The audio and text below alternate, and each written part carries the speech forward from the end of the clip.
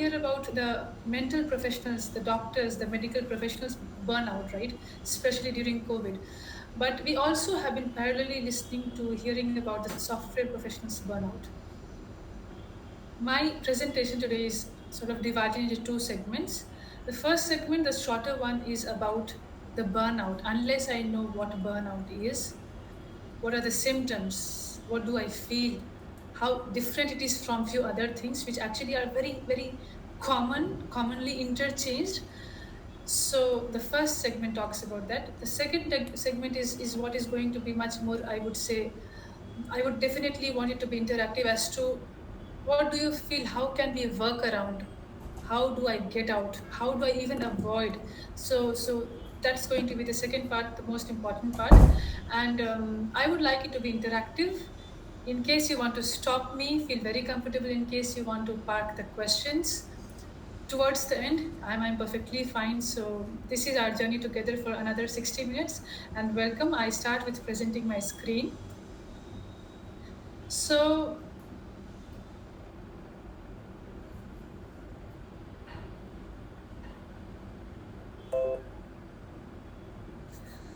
Ah, so as the topic says, avoiding burnout in software industries. How, why, what? So one of the most famous poets of America, she had a beautiful quote, and I really resonated with it when I was thinking about burnout. Even the loveliest shoulders can bear, but so much. This is all our thoughts, right? When we are in the throes of like feeling completely chaotic or completely tired, exhausted, we are like, okay, how much can I do?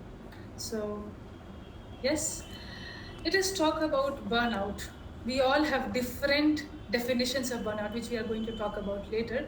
But what I really wanted to talk about was, when did it start? So it's not very old. Let us look at the timelines. 1974 was when the term was used first by one of the most famous, if I do not know if you know about him, Herbert Freudenberger. He wrote a book, and that book actually is very interesting, The High Cost of High Achievement, which actually, in a way, is connected to burnout. So 1974 was when the term burnout was first used. Very, very recent, very recent. So I leave it to you now. What do you think is burnout? And I would like it to be interactive. So what do you say? What burnout means to you, all of you? What would you say? When you feel exhausted, like completely exhausted mentally, physically. Yeah, yes, yeah, true. I believe Anybody that's else? one state where you can't even rest properly. So you have unplugged from the system, but you are not able to relax. Yeah, yes, I understand. Yes. What else? Anybody else? Don't think and work anymore. That Yeah. stage where you're like totally Yes. fried to your brains and Exactly. I agree. Yes. So we all have different ideas of burnout. We all have different definitions of burnout. We might have different experiences of burnout, isn't it? So burnout technically also is sort of connected more to professionals, right? A professional life.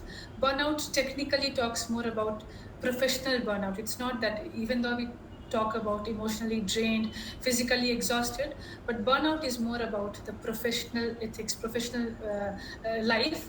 And now I really am going to bring in the technical input. The technical input, what is burnout as per WHO, the World Health Organization?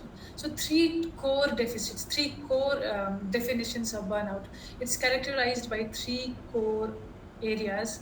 The first one says feeling of energy depletion or exhaustion. This is something very common. All of us can always say that, okay, I am completely exhausted. I have no energy, no wish to do anything whatsoever. This is a very common thing which we all, or most of us, are experiencing. The second one talks about increased mental distance from one's job, or feelings of negativism, or just cynicism. I'm not interested in my job. I just feel very disconnected. I have no motivation. I just have no energy. I just wake up and I think that, what is there? These are all some things, again, which maybe a couple of us or most of us will connect with. This is the second element of burnout as per WHO.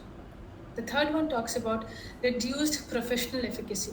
And of course, as we are talking about it, these things do result in us not able to work to the best of our potential, to the best of our capability, and thereby the professional efficacy, of course, will be affected. And this is what happens in burnout, the technical definition of burnout as per WHO. Think about them. It might be that couple of are in the first step when we feel that we just have no energy, no motivation. I just feel like, oh, waking up is like a Herculean task, isn't it? Are you on the road to burnout? How do we realize? How can we tell that, hey, there are a few symptoms, there are a few signs? Let us see what are those signs which can sort of make us start the journey of burnout. Burnout actually has 5 stages. We'll talk about it later. But are you one of these who feels every day is a bad day? Nothing good is happening in my life. Do you think that caring about work or caring about home is just simple waste of energy?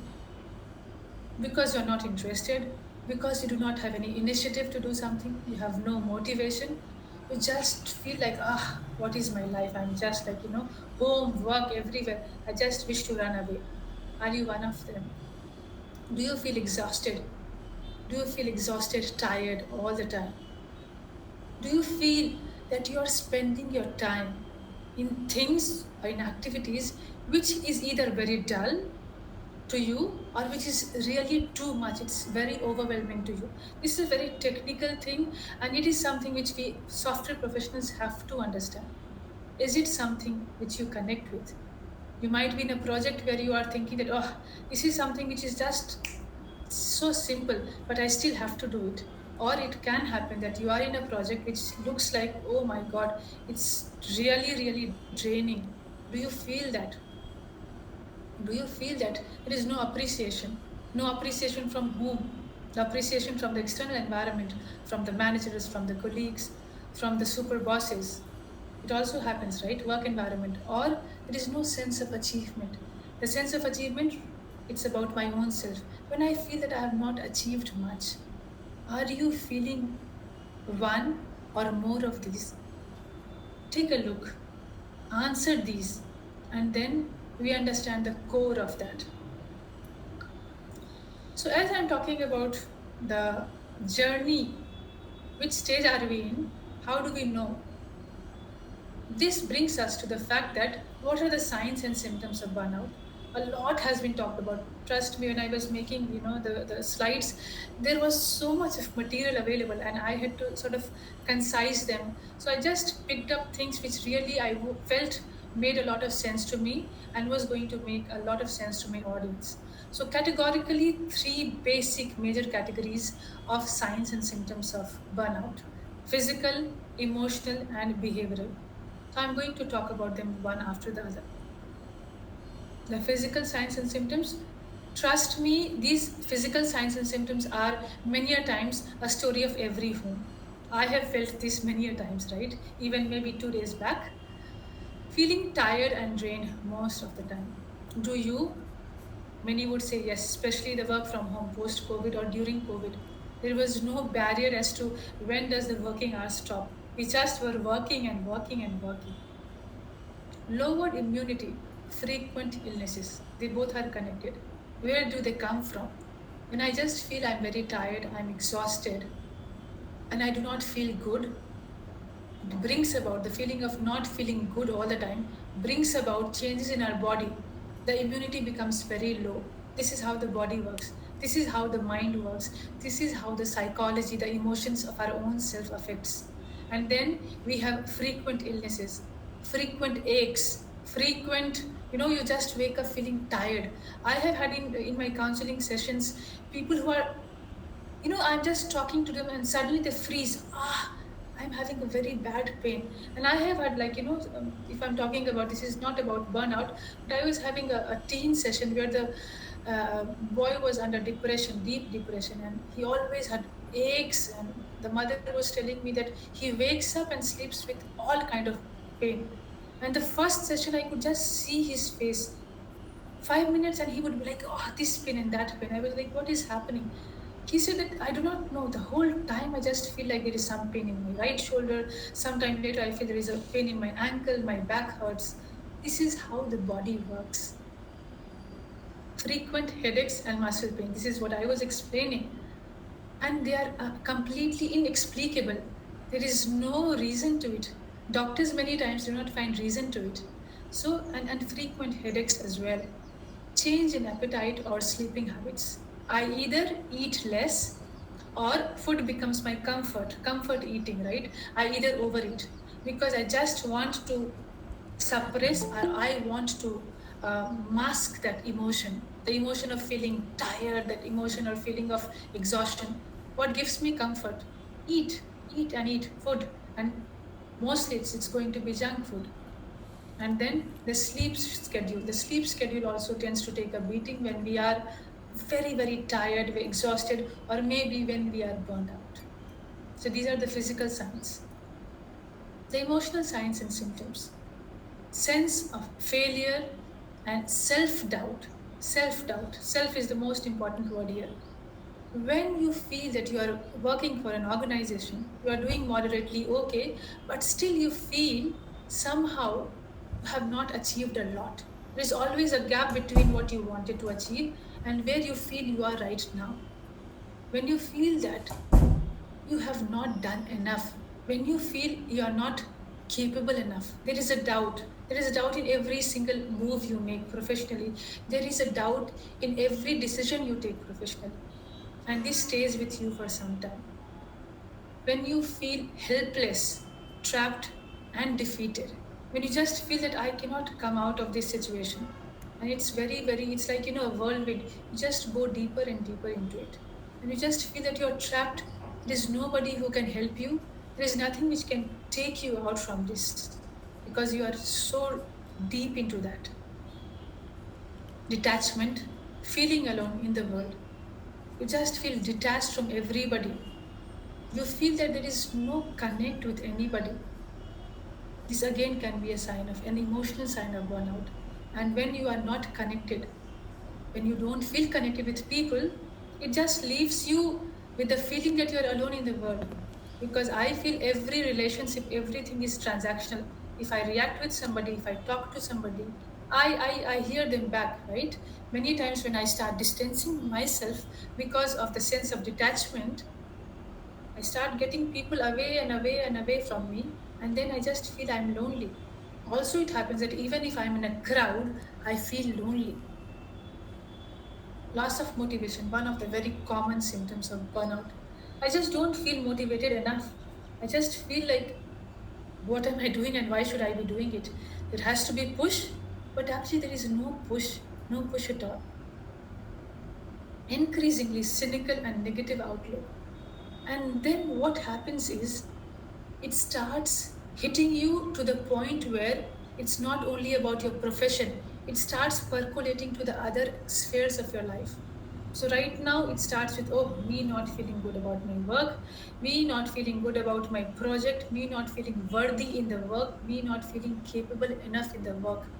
And once I have been in this for long, chronic, or longer period, I start feeling completely detached, not only from work, I start feeling myself detached from my people around me, from my family, immediate family, extended family, from the friends around, the social life. And eventually I'm like, what is life? What's the meaning of life? I just feel there is no purpose in my life. I think there is nothing in my life which gives me happiness, which gives me that, that feeling of contentment. Again, a sign of burnout. Decreased satisfaction and sense of accomplishment. So whatever I'm doing, they're all connected. If you see, whatever I'm doing doesn't give me any kind of happiness, doesn't give me any kind of accomplishment, that sense, oh, I have achieved anything. I don't think, even though we are working, even though we are finishing the deadlines, even though we are being, let us say, appreciated, Maybe I'm, every single quarter I'm meeting the deadlines, every appraisal is a good appraisal, but still can happen that I inside only know that I feel that I have achieved nothing. There is no sense of accomplishment, and I just do not feel satisfied about what I'm doing. I'm just not. These are the emotional signs of burnout. The behavior, it comes to the behavior, the physical, the emotions, and then this is how it works. It's also a part of cognitive behavioral therapy, where it's like where we talk about when we talk about CBT, that is cognitive behavioral therapy. We start with every thought. A certain kind of thought brings about a certain kind of feeling, and that feeling brings about a certain kind of behavior. So here it is, the physical thing, how I feel, and then how do I, how does my body feel. It's a reverse of that. How do I feel in my body, how do I feel my emotions, and how does my behavior change. So you start withdrawing from responsibilities because you feel you have no energy, because you feel you have no motivation, because you feel that what you are doing is just nothing, not worth of anything. Of course you will be running away from your responsibility, what you're supposed to do. It happens subconsciously, or it happens as a very conscious move. You are pushed towards it. Isolating yourself from others, as I talked about the social part, right? When I start feeling, ah, I'm not good at work, I'm not appreciated by anybody, I'm not rewarded for my work, it just goes into a moment of self-loathing, self-blaming, and then it results in me. Maybe there is a team party, there is a team outing, and I'm like, I just do not feel like going, and I stop doing that. Gradually, I start becoming isolated from others. Procrastinating, taking longer to finish tasks. I have a deadline, I have to finish it in a week, I know, and I very much know, I'm very much aware that it's very important for my organization, even for me, my team. But I think, and I think. I only think, no action. I just keep thinking. Or I am stressed all the time, and at the end moment when it is on fire, I just finish it somehow, and of course the quality of the work gets affected. A sign of burnout. Or I know it has to be done in 1 week, but because I just do not feel energetic, I do not feel motivated enough to do the work, it just gets lingered on and on and on. So it takes 10 days or 2 weeks. What also happens is many a times we resort to the unhealthy ways of using food, which I talked about, as a comfort food, or drugs or alcohol to cope. It's again an unhealthy way, but I wanted it to be included here, the behavioral signs and symptoms of burnout. And it results in us, first is I am frustrated, I am angry, I am upset, I'm not very happy with my own self, and how it translates to my behavior, I become irritable, I snap at others. I'm just so, anybody who comes to me, they just are like, oh my God, why always melting down? Why so angry? Why so upset at everything? This can be a sign of burnout as well. The last one, skipping work or coming late and leaving early. Because when I go to my office, I'm completely exhausted. I just have no energy, I have no motivation, I just don't feel like meeting people, I don't even feel like going out for a cup of coffee, and either leave it, I somehow push it, or I just do not go, or if I go to office, I just come back early. So these were the behavioral signs and symptoms of burnout. This is a very important part of my second part of presentation. Stress, burnout, depression, anxiety, these are all sort of, I would say cousins.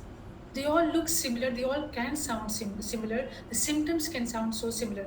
In fact, the symptoms which I was talking about are parallel to many other mental health conditions. But stress and burnout are most of the times used interchangeably.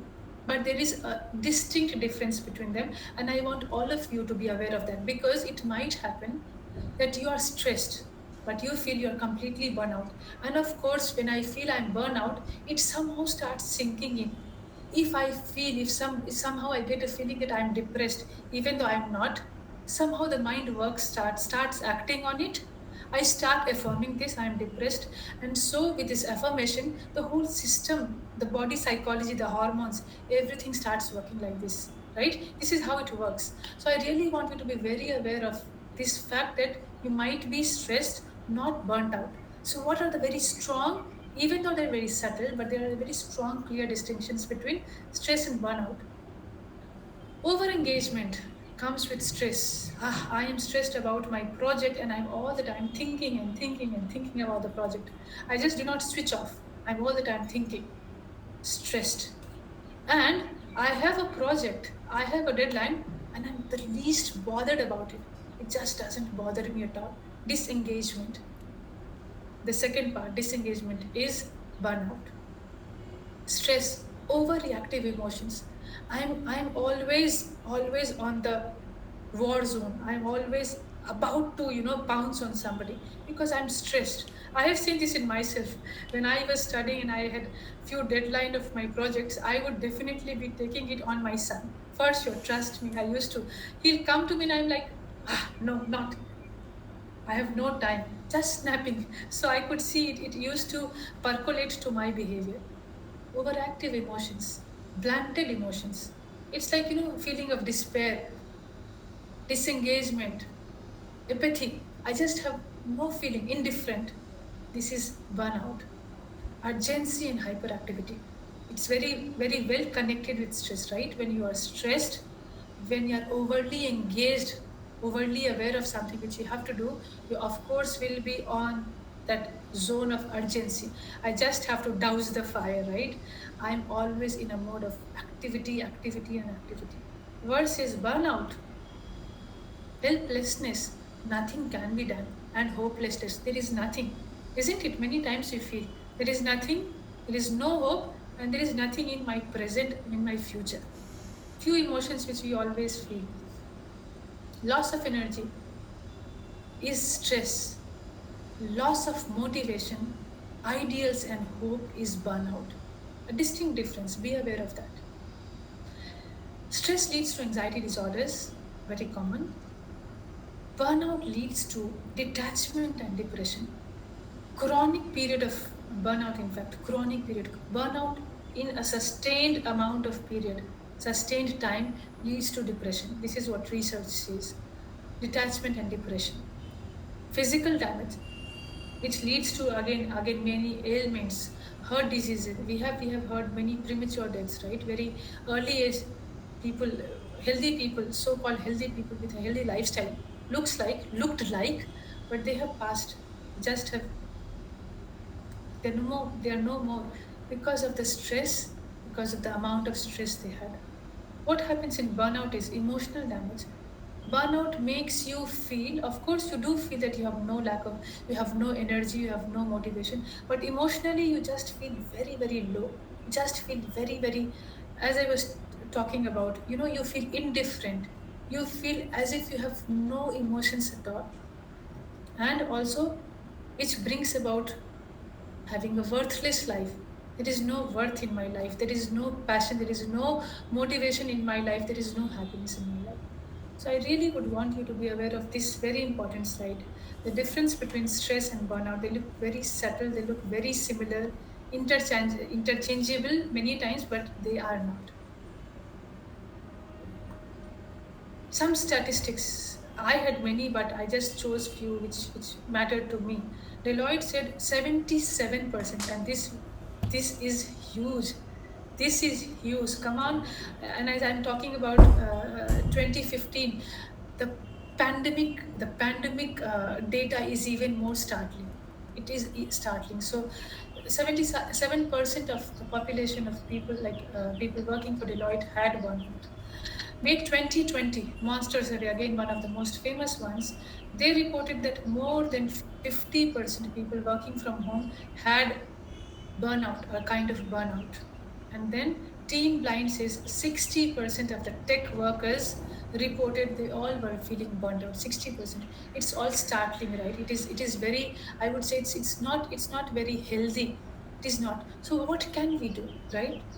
Enough data, enough researches, enough instances, but what can we do? Let us see what can be done. And Before that, what all are the causes? There are many more, but as we are talking about software professionals, let us dive into the causes which are specific to software professionals. Workload, we know workload, and especially the post pandemic workload when you were working from home, and it was like a honeymoon period for us because I do not have to commute. Then came the next stage where there was no working hours. All the time you were expected to pick up the call, or all the time you were expected to be in front of the system. Enormous workload, perfectionism. Okay, data also tilts towards people who are more towards perfectionism. They have more instances of burnout. Okay, let me explain this to you. I get into a project and I have to deliver a project. I deliver a project done.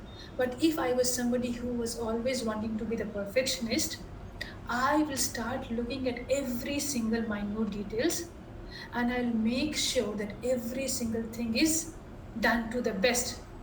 Not only to my best, done to the best of anybody's ability, right? This is what perfectionism is.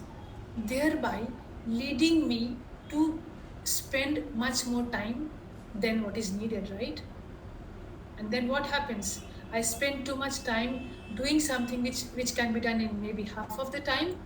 I take time from the other project, and then there is a chaos, right? There is a chaos. Downward spiral. Lack of role clarity. Again, talking about the software professionals or the bigger picture of all the professionals. Role clarity. I was only a manager. I was only a developer. I was only an architect. How many times do you feel that you have only done what you have done, what you were supposed to, or what you were assigned to? Doesn't happen. Are you not supposed to be a developer or a coder at times? Are you not supposed to be the HR person at times? You are. There is no role clarity. And once the journey to burnout starts, these facts start hitting you. It's like, okay, I'm doing this, and now my manager has called me to talk to somebody else who is into XYZ project. Come on, how can you do that? So it just adds to my feeling overburdened, overexhausted. Deficit of communication. I am completely not enjoying my work. I just feel hopeless coming to the office workspace every day, but I'm not able to communicate, I'm not able to tell, I'm not able to share. This, surprisingly, is also one of the most important causes of burnout. And this makes it one of the most important reasons of one of the most important tools or tips to be able to come out communication. We'll talk about it later when we are talking about how to come out, how to beat burnout. Absence of support and relationship. So it's like a team, you work in team, your team is smaller, your team is not equal. Shared responsibility. The responsibility is not shared, and you do not have a relationship where you are, you feel you are equal, or you feel you are overpowered, and it makes you feel really bad about yourself for the work you are doing. Can be a cause of burnout, and it is very common in IT professionals, even other professions. One of the important reasons when I was researching about this, one of the very important reason came out to be a bad manager. I have not written it here, but a bad manager can be a reason of burnout. And I have seen it with my husband, I would say. A company is as long as a company can be only as good as the manager. And I think many of you working professionals will agree, right? Many people leave a manager, not a company, right? You're forced to leave a company because you cannot any longer bear with a bad manager. So burnout, lack of sleep and free time. So these are all interrelated. When I'm stressed at work, when I feel exhausted, when I'm not able to perform to my potential, I see there is a lot of self-loathing. I just see I'm disconnected. It comes into my emotions and feelings. I just am not able to sleep, and because I'm not able to sleep, I wake up not feeling fresh. And the second one is free time. I just have no free time. I have no life. I only have one life, working, and working. So this also is one of the causes of burnout in the software professionals. These are all very specific to software professionals. How to avoid now? Now starts the second journey of the second part of my important presentation as to how do I avoid it. Any question till now?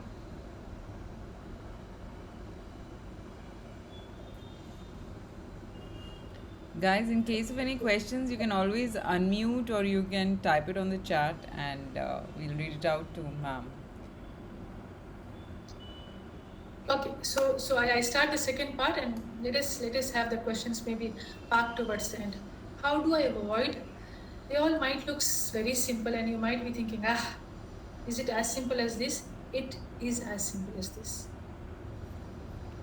And as I'm reading it out, think about yourself. How many times have we done?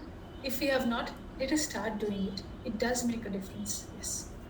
Prioritize the tasks and check the amount of impact and efforts for each task. We have to have a priority. This is very important. Many times I'm just jumbled, or I'm stressed, or I'm just feeling chaotic because I spent time doing what I was supposed to do at the end, but I just left the deadline which I was supposed to be completed before. Lack of priority. This is very important. This actually is a very, I would say, this has to be a part of healthy living. Priorities, it has to be very importantly practiced. And also check the amount and impact. So I have to, from a student's perspective, I have a test coming up 20 marks. Out of 20 marks, 2 marks is for the map of India. And now I spend, because I'm not very good in map, I spend more than half the time in looking at the maps and remembering the places and spotting the places. Was it needed? It was not. 2 marks. And how much time and energy did I invest in it? Unequal, not needed. Similarly, we end up doing the same in our work, in our profession. Things which can be let go, start letting go. Things which you feel can be parked for some more time, let it be parked. Have a clear rule, have a clear set of priority in your mind, and start giving the amount of time, the input needed versus the output. It has to be very clear. Though in an organization, it is always not in your control, but trust me, once you start doing it, once you start communicating it, it can be done, it can be achieved. Keep things fresh and keep that passion.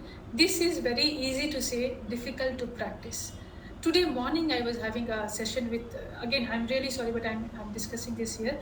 A morning session, an interesting session. It was for a girl from one of the most premier institute of India, engineering institute. She's about to move out of the institute, and she says she has been placed in a good company.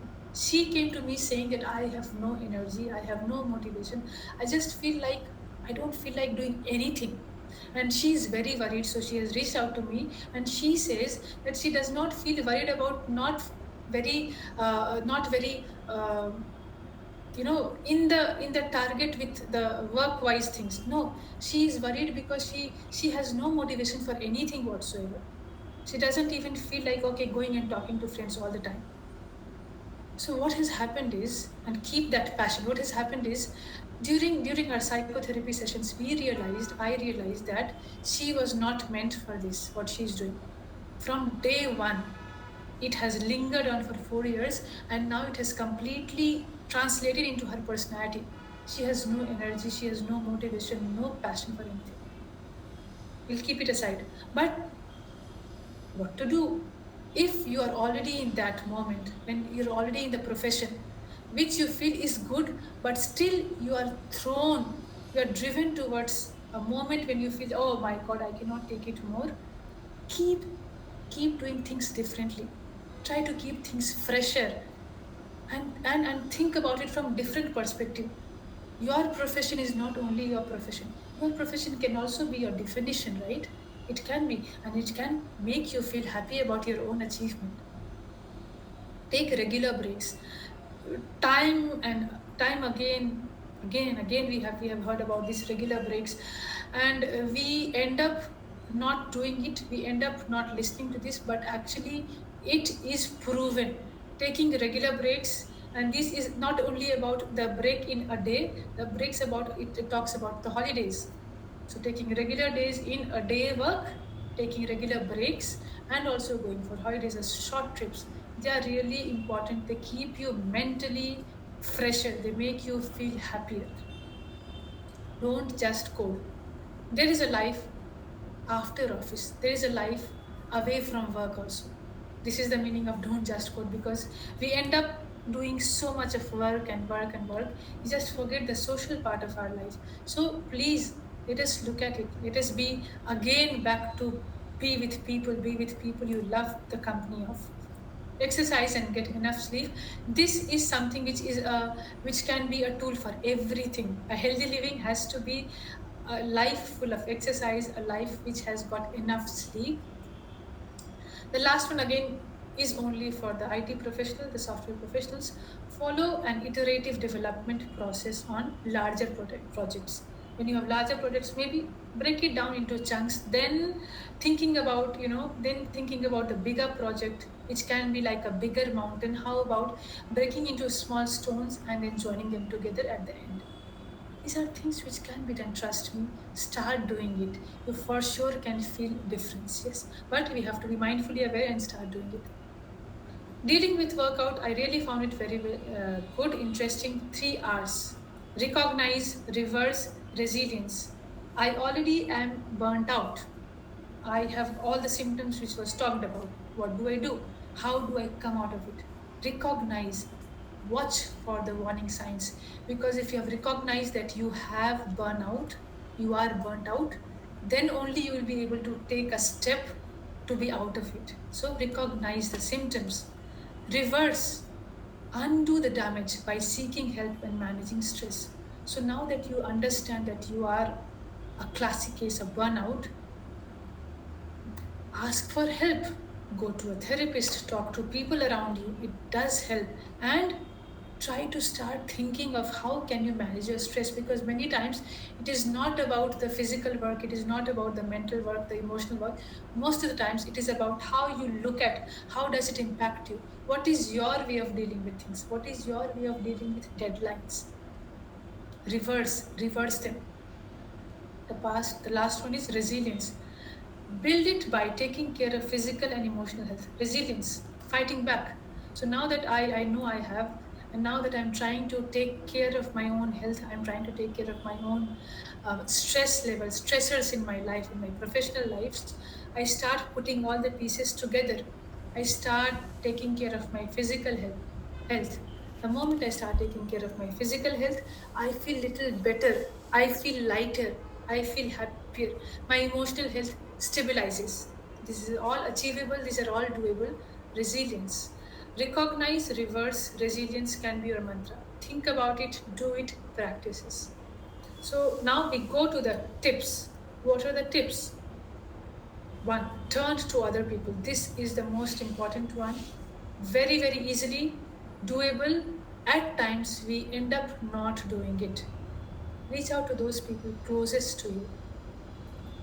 Do we all not feel that we will be judged, or we will be just thought of as somebody who's just not able to handle the pressure, or somebody who just feels, it is too much for me, I am not capable enough, or if I'm able to not do anything, what will my manager, what will my bosses, what will my peers think? We all do, right? The judgment part. Still, leave it aside. Reach out to people, talk to them about it. Be more sociable with your co-workers. Try to hang out with your people. That's what. Life is not only on the system. Life is also about the cafeteria. Life is also about the lunches. Life is also about the team outings. Do that. We tend to stop doing it. We tend to withdraw when we are burned out. This can be a way to come out of it. Limit your contact with negative people. Again, this is very common. I have seen it. I have experienced it. I have a certain kind of group, and I see that there is somebody in the group who only cribs and cribs and cribs. Is it not infectious? You will all agree, right? It is infectious. So if you're around people who are very negative, who only keep talking about how much of work is there, how much of overburdened are they, how bad is the manager, trust me, even if you're happy with your work, it's going to start hitting you one time or the other. Try to distance away from such negative people. Connect with a cause or a community group which is personally meaningful to you. What is your life? Your life after work. Have a passion, have a hobby, connect to people, connect with groups which has similar interest, and it can be anything. Because time is less, I'm not going to spend much time on this Connect with people, connect with activities, connect with similar hobby groups. Find new friends. Find new friends, yes. Tip 2, reframe the way you look at work. If I had more time, I would also have talked about life. But right now, come back to work. Reframe the way you look at work. Try to find some value in your work. Not that you're not contributing. Because I feel, this is all because I feel I'm not giving enough. I am not enough. I just feel no interest. The self-loathing part. So what I'm doing is of no value. There is no contribution. I just feel I'm the one who is contributing to nothing. No contribution at all. Ditch that idea. Come out of that shell and start thinking that no, you are valuable. Whatever you do has some value for an organization. Start thinking that way. It's about reframing. It's about the thought in your brain gets into a different kind of thought. These are all simple things. They're all doable. Trust me. Find balance in your life. The work-life balance, right? Always, we can talk for hours and hours and hours. The work-life balance. This is find balance. Your life has to be not only what you do. Your life has to also be what do you not do professionally. How many of us are able to sit down and think, what do I enjoy? What else do I like? People in mid-career, right? Ask them, oh, actually, yes, as you're asking about my hobby, I think in the college, I used to be this. I used to enjoy. Long back. Is it not our story? Find your interest. Find your life away from work. It really makes you come out of that zone of completely burnt out. It does. Make friends at work so that you are able to spend time away from the desk, also from the working desk. Take time off. You have to do. Software professionals, IT professionals, always, right? Not only for the eyes. Now it is going into your psyche also. So take time off periodically. Re-evaluate your priorities. What is your priority? Set boundaries. This is very important. Very, very important perspective. You have to have a boundary. I get people who say that you do not know, how easily are you saying, but you do not know. I have such a dominating boss that if I say no, then will you be thrown out is my next question. And when we are sort of, it's not about arguing, when we are having a healthy discussion, we understand that no, actually it is not. I'll definitely be not thrown out. It's just my fear factor. It's just how I have looked at it. Have a boundary. Have a boundary of what you can do. Have a boundary of what you do not want to do in a very subtle way. Communicate. Maybe if not possible to say no, polish your word, polish your actions. And no can be said in many other ways, right? Do that. Take a daily break from technology. We all have to do it, right? Many of us are doing it. Nourish your creative side. Talking about the hobby, talking about the pursuits which gave us happiness. Reconnect back to them. Start doing it. It is no age for anything, right? Set aside relaxation time mindfully every single day. Keep doing it. Set time for something, like it can be anything. It can be going for a walk. It can be a dance. It can be watching something good, something good on televisions. It can be making a phone call to somebody you love. It's just about detaching from work. It's just about something which just relaxes me.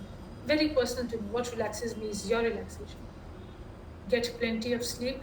Sleep is the root cause of so many things.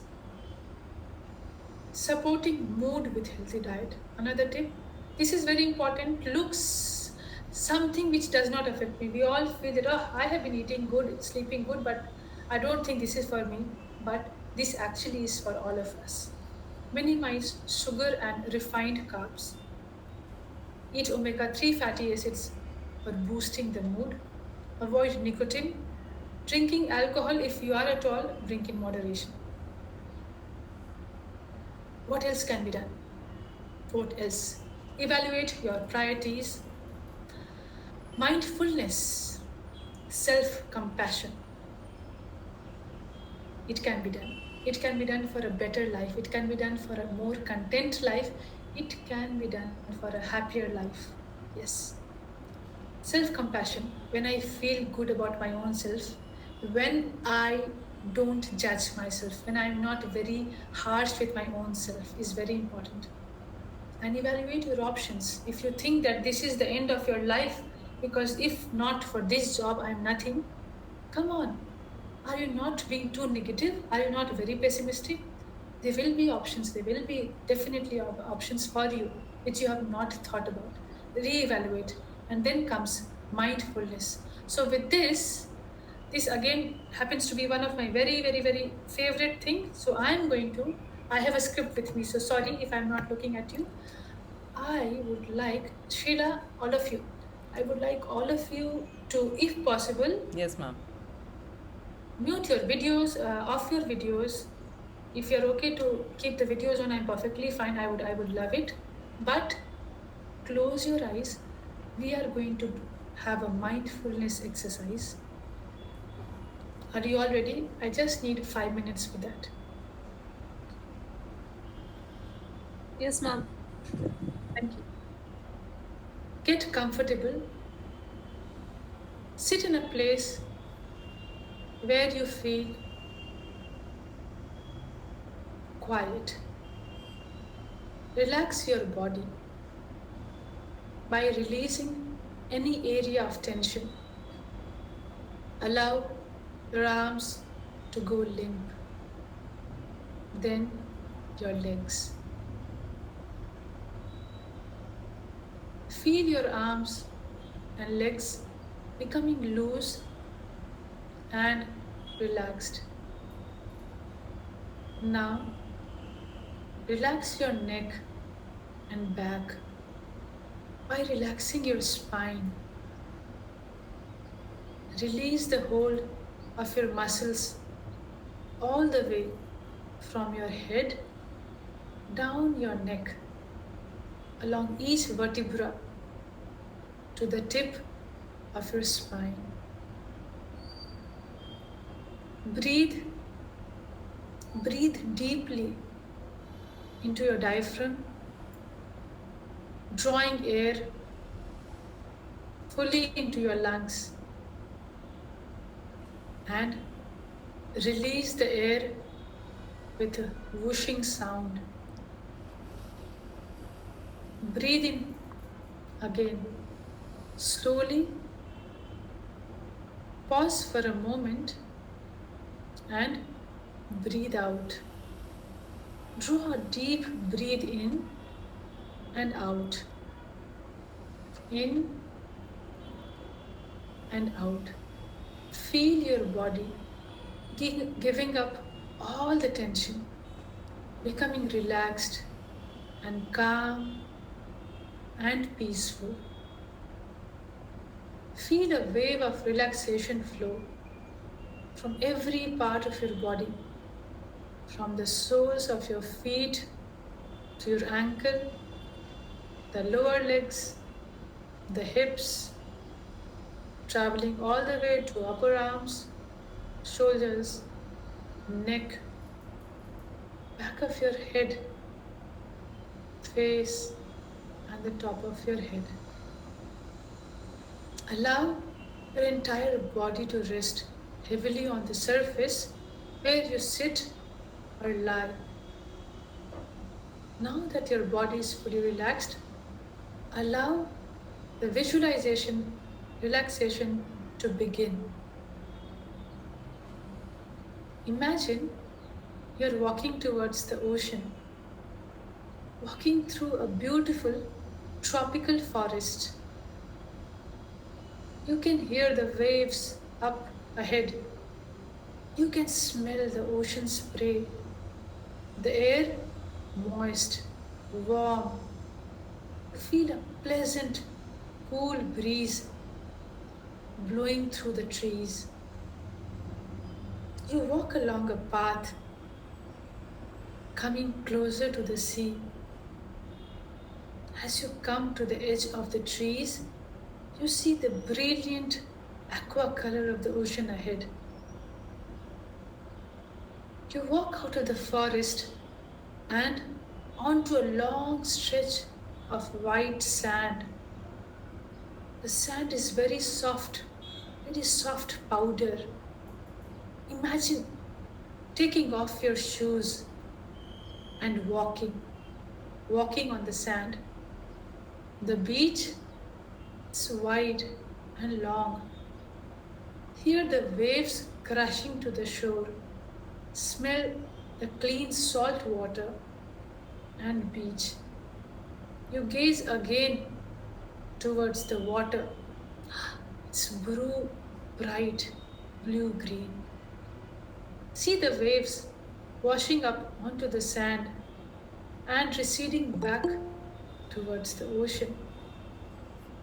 Washing up and flowing back down. Enjoy the rhythm, the repeating rhythm of the waves. Imagine yourself walking towards the water over the fine hot sand. Feel very hot, feel very warm.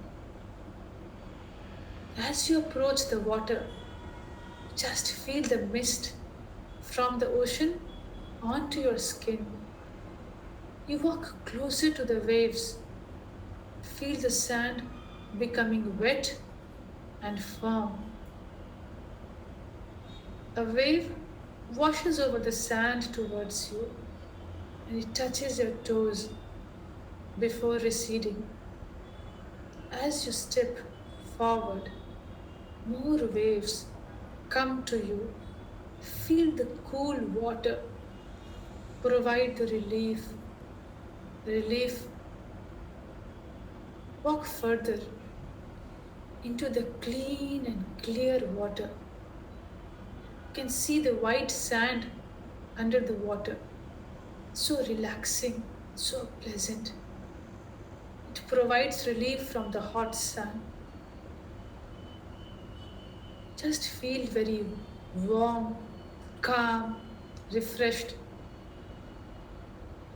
You walk back out of the water and onto the beach. Stroll along the beach at the water's edge, free of worries, no stress, calmness. The moment, it's still, it's beautiful. Up ahead is a beautiful journey, a beautiful life, a beautiful day for you. Sit down, relax, feel peaceful. Allow all the stresses to go away and they slowly melt away and away and away. Give yourself some time. Bring yourself back to your usual level of alertness and awareness. Keep with you the feeling of calm and relaxation. Feeling ready to return to your day, to your life. Now, come back. And as we all come back, let us all open our eyes, stretch the muscles, become fully alert. Look at me, feel happy. I am happy. Thank you so much, everybody. And